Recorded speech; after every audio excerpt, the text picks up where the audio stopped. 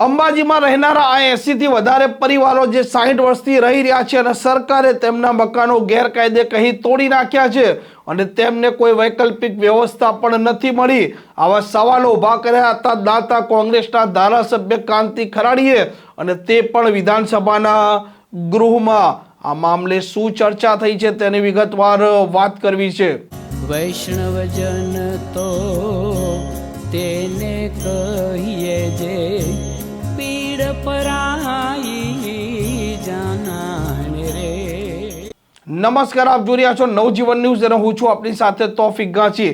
અંબાજી 51 શક્તિપીઠ તરીકે ઓળખાય છે અને અંબાજી મંદિરના પાછળના ભાગે થોડાક દિવસો પહેલા સરકારે ત્યાં વિકાસ કરવાનો છે, કોરિડોર બનાવવાનો છે તેવી વાત કહી ત્યાં 60 વર્ષથી વધારે રહેનારા 80 થી વધારે પરિવારો છે તેમના મકાનો તોડી નાખ્યા છે, આવા આરોપ લગાવ્યા હતા કોંગ્રેસના ધારાસભ્ય કાંતિ ખરાડીએ અને ત્યારથી આ મામલો ગરમાયેલો છે।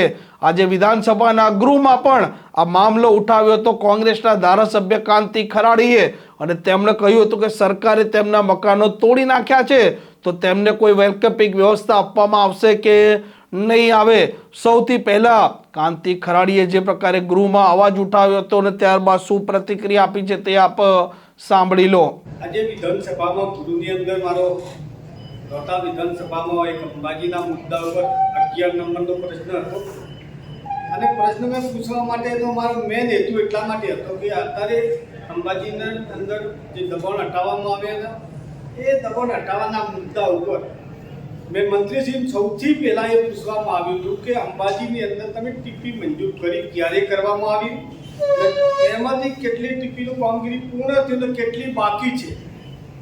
મંત્રીશ્રીએ મને ગોળ ગોળ જવાબ આપ્યો અને સાથે સાથે અત્યારે જે ડિમોલેશન જે કરવામાં આવ્યો એ મુદ્દા ઉપર મેં એમને મંત્રીશ્રીને એ મુખ્ય મુદ્દો પૂછ્યો છે કે અંબાજીનો વિકાસ કરો, અમને વાંધો નથી, પણ સૌથી પહેલાં અંબાજીની અંદર કેટલો વિકાસ કરવો છે એનો તમે પહેલાં નકશો જાહેર કરો।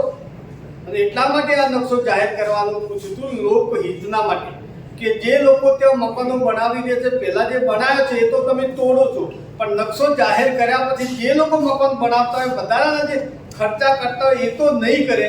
એના માટે મંત્રીશ્રીને પ્રશ્ન પૂછ્યો પણ મંત્રીશ્રીએ એ પણ જવાબ મને નથી આપ્યો।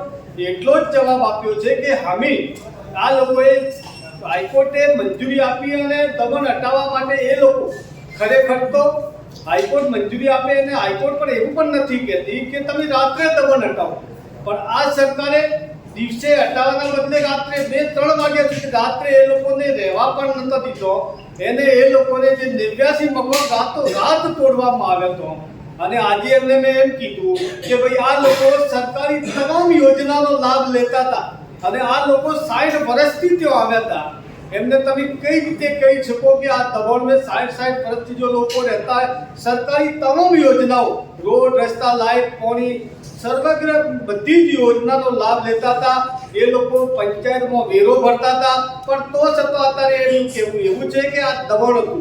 મેં એમને એમ કીધું છે કે તમે આ 60 વર્ષથી જે લોકો રહેતા હતા એમને તમે સહાય આપવા માંગો છો કે કેમ, પણ એમને મંત્રીશ્રીએ મને એટલું ટૂંકું જ કીધું છે કે અમે 5 લાભાર્થીઓને વળતર આપ્યું છે પણ બાકીનું છું, કેમ કે 60 વર્ષથી રહેતા હતા, એના પછી જંગલ વિભાગ આવ્યો દબાણ પછી, પણ આટલા વર્ષોથી રહેતા હતા, બધી યોજનાનો લાભ લેતા તો ખરેખર એ લોકો વળતર મેળવવા લાયક હતા, પણ તો છતાં મંત્રીશ્રીએ એ બાબતની અંદર મને ગોળ ગોળ જવાબ આપ્યો છે અને નકશો જાહેર કરવાનો મેં કીધું લોકહિત માટે, એ પણ મંત્રીએ મને ગોળ ગોળ જવાબ આપવામાં આવ્યો છે। જે પ્રકારે કાંતિ ખરાડીએ વિધાનસભાના ગૃહમાં મામલો ઉઠાવ્યો હતો ત્યારબાદ ઋષિકેશ પટેલ જે મંત્રી છે તે ઊભા થયા હતા અને તેમણે જવાબ આપ્યો હતો કે જે ગેરકાયદે મકાન હતા ત્યાં વિકાસનું કામ કરવાનો હોવાથી તોડી નાખવામાં આવ્યા છે અને કોર્ટે પણ તેમને કોઈ પણ પ્રકારની દાદ આપેલી નથી। સરકાર તેમને કોઈ પણ પ્રકારનું વળતર પણ નહીં ચૂકવે અને તેમની કોઈ વૈકલ્પિક સુવિધાને લઈને પણ કંઈ વાત નથી કરી।